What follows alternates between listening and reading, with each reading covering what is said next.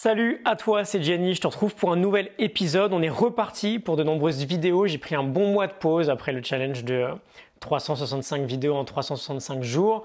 On va repartir avec des épisodes sur des lectures. On va voir rapidement aujourd'hui, enfin pas tout à fait rapidement, tu vas voir, 5 idées du livre « Le froid m'a sauvé » de Jean-François Tual.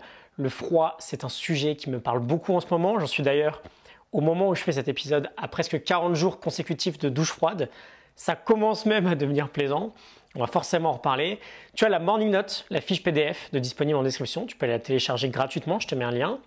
Et donc on y va, juste très rapidement. Le livre est sous-titré « Changez votre vie grâce au pouvoir exceptionnel de l'ice thérapie ». Donc on n'est même plus sur du froid, finalement, on est même sur de la glace en fait. Je vais faire d'ailleurs la semaine prochaine un séminaire avec Jean-François qui se termine par un bain de glace. Donc je pourrais t'en donner quelques nouvelles. L'idée du livre, c'est que Jean-François a découvert grâce à un stage dans les montagnes polonaises la méthode Wim Hof, qui est une méthode basée sur la respiration et l'exposition volontaire au froid pour justement challenger le corps et pour le renforcer. Donc ça me fait une super transition pour l'idée numéro 1, réapprendre à stresser avec la méthode Wim Hof. Tu iras taper son nom sur YouTube ou sur Google après avoir écouté cet épisode, si jamais tu ne le connais pas, si tu veux en savoir un peu plus. C'est un Hollandais assez connu aujourd'hui pour avoir tapé des tas de records liés au froid. Et donc l'idée principale de la méthode, c'est qu'on veut réapprendre à stresser intelligemment. Réapprendre à stresser intelligemment. Le stress, lorsqu'il est bien choisi, est excellent pour notre corps. On a un corps qui est antifragile. C'est-à-dire qu'on a un corps qui se renforce dans l'adversité, qui se renforce grâce au stress. Un muscle, par exemple, se renforce quand tu le mets à mal avec de la musculation. Notre corps, c'est pareil. Et malheureusement, Jean-François nous dit qu'avec le temps, on a atrophié les ressources adaptatives de notre organisme, dû notamment au confort qui nous empêche de le stimuler proprement. Et donc il nous dit, j'ouvre les guillemets, c'est en arrêtant de fuir le stress, et en nous y confrontant sur le terrain que nous parviendrons à le domestiquer. Je ferme les guillemets. Donc l'idée générale, c'est d'apprendre à tirer parti des bienfaits du stress pour renforcer le corps, pour le rendre capable de faire face à des nouveaux défis. Et on va vite y revenir, le froid est un excellent moyen d'injecter du bon stress dans notre corps. Idée numéro 2, le froid extrême comme outil de responsabilisation. Parce que oui, ce qu'a découvert finalement Jean-François, c'est aussi que le froid peut être une excellente source de développement personnel. On en parle souvent ensemble d'ailleurs de cette notion de responsabilité. Je te renvoie vers l'épisode Man's Search for Meaning de Viktor Frankl. Être responsable, c'est savoir que nous sommes capables de décider de notre réponse, de choisir de notre réponse, de notre comportement, et ce pour n'importe quel événement donné.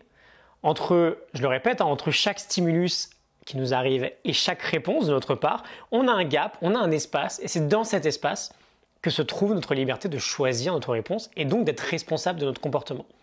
Et il a une très belle citation, il nous dit, j'ouvre les guillemets, plutôt que de nous lamenter sur notre sort ou de nous égarer à fantasmer une amélioration hypothétique de notre vie, nous disposerions donc d'un outil pour ancrer en nous, au niveau le plus profond et le plus instinctif, ce réflexe salvateur, nous mettre en position d'acteur de tout ce qui nous arrive. Et cet outil, c'est le froid extrême. Je ferme les guillemets. On fantasme beaucoup sur l'idée de la responsabilité, notamment quand on fait un peu de développement personnel. Elle est parfois très dure à mettre en pratique finalement, cette idée-là. Mais quand on fait face au froid, c'est parfois tellement violent qu'on devient automatiquement acteur. Le froid, on le ressent absolument partout. On devient acteur de ce qui se passe dans notre vie plutôt que d'en être le spectateur et de subir cette vie-là. Idée numéro 3, l'obsession du confort. Le froid rend-il malade? Alors on va s'arrêter un peu là-dessus parce que c'est absolument passionnant. Est-ce qu'on risque d'être malade si on s'expose de plus en plus au froid, voire à la glace? Ou alors autre question, pourquoi tombons-nous malades quand on dit qu'on attrape froid? Tu sais, la situation de base, on oublie l'écharpe, ça caille un peu et on chope un truc pas super. On va prendre le temps de répondre à ces questions parce que ça m'a l'air vraiment fondamental. Et ce que je vais faire finalement, c'est que je vais te lire directement un assez long passage du livre. On en a pour 3-4 minutes. Tu sais que j'aime bien faire court en général, mais je te le dis, c'est essentiel de s'arrêter là-dessus. Donc on y va. Pour ceux qui ont le bouquin, on est à la page 65. Reste bien avec moi. En rentrant, nous discutons, Casper et moi, des effets de l'exposition au froid sur notre système cardiovasculaire. Notre corps est parcouru d'un réseau de capillaires de plus de 100 000 km de long. À chaque immersion, ce sont 100 000 km de vaisseaux qui se rétractent et se dilatent. une véritable séance de musculation à haute intensité pour notre circulation sanguine. Quand on dit immersion, on dit immersion dans la glace. Le balancier homéostatique de la microcirculation sort renforcé de chacune de ces puissantes stimulations.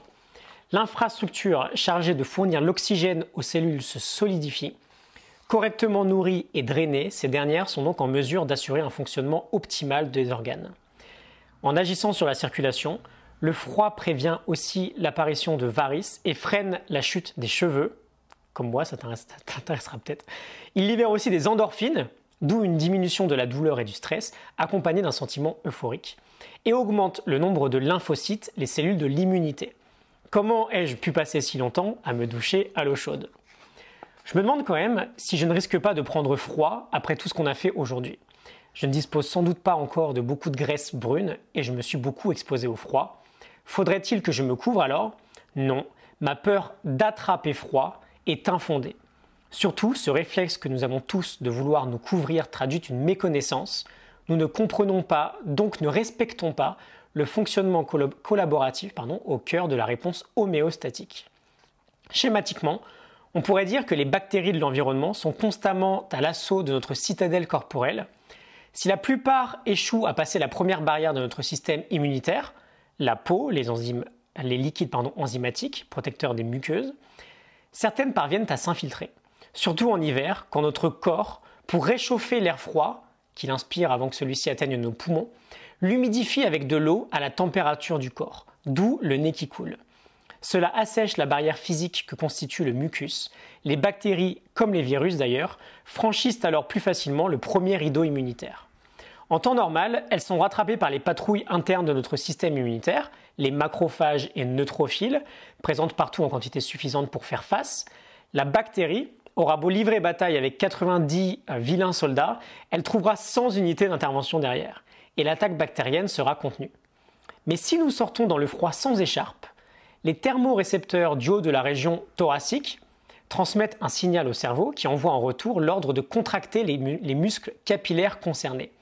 Cela permet de diminuer l'afflux sanguin dans la zone visée, de refermer les pores, de minimiser la perte de chaleur, on réduit la voilure. Le problème, c'est qu'il y a maintenant 20% de volume sanguin en moins sur la zone. La bactérie venue de l'extérieur répartit ses troupes sur un territoire plus petit. La densité de son armée dépasse donc celle des unités d'intervention du système immunitaire. Qui va gagner? Cela dépendra de la capacité globale du corps à construire rapidement un scénario d'adaptation à ce déséquilibre provoqué par le froid. S'il n'est pas entraîné, la déstabilisation va entraîner une rupture de l'élastique.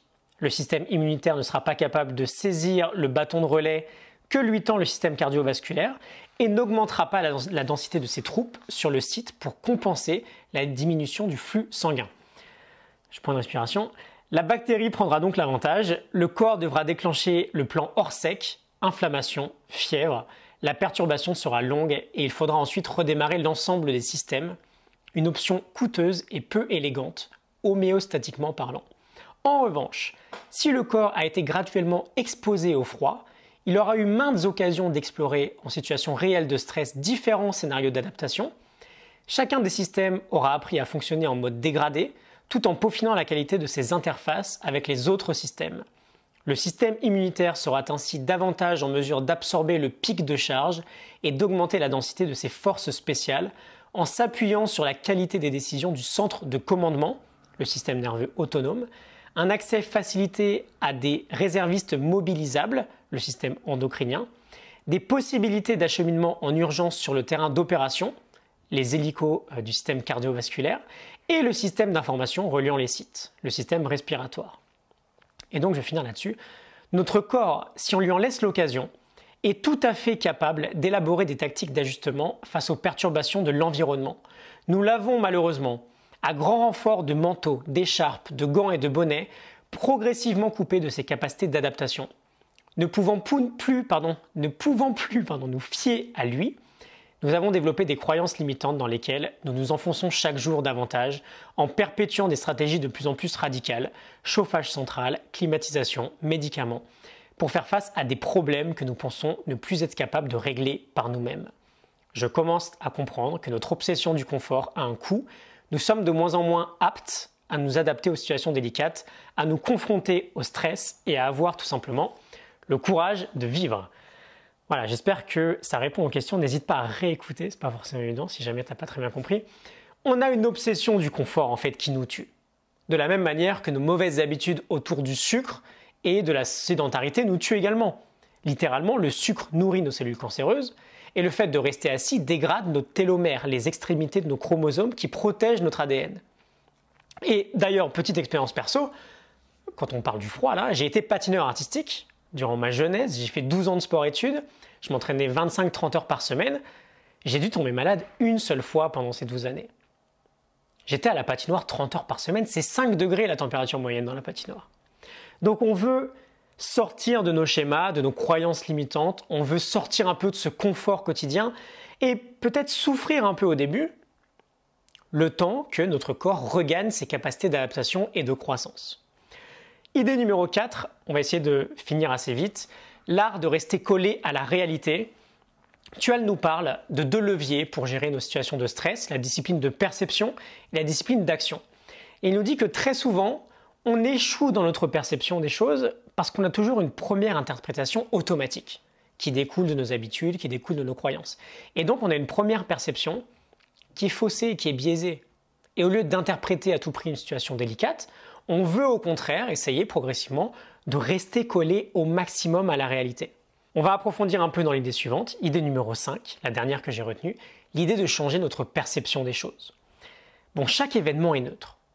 Seule notre perception que l'on en a va influencer l'issue de cet événement. Et si dans la vie, comme tout le monde j'espère, tu aspires à être plus heureux, tu te dois d'apprendre à modifier ta perception des choses. Et justement, pourquoi on en parle? Parce que le froid, c'est un excellent outil pour, selon Jean-François, j'ouvre les guillemets, pour muscler la flexibilité et la malléabilité de cette perception. Et il nous dit, faute de pouvoir tester le bain glacé dans un congélo, je ne peux que vous encourager à passer vous aussi aux douches bien froides et à questionner très subtilement ce que vous percevez.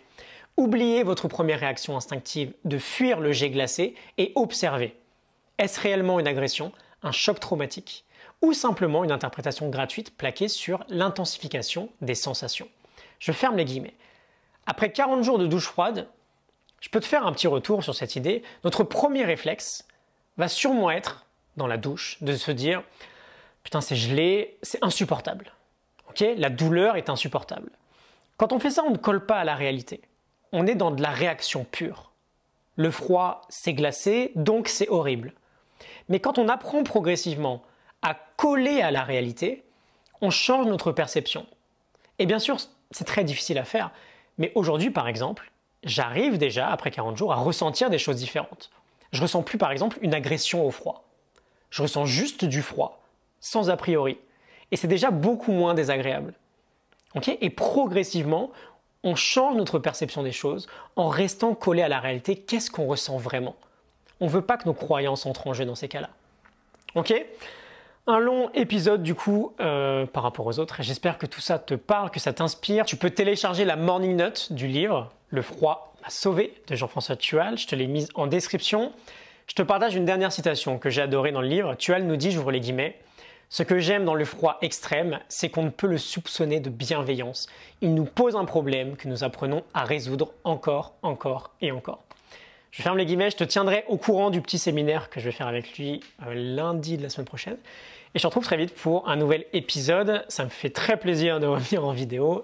Excellente journée à toi, à demain. Salut!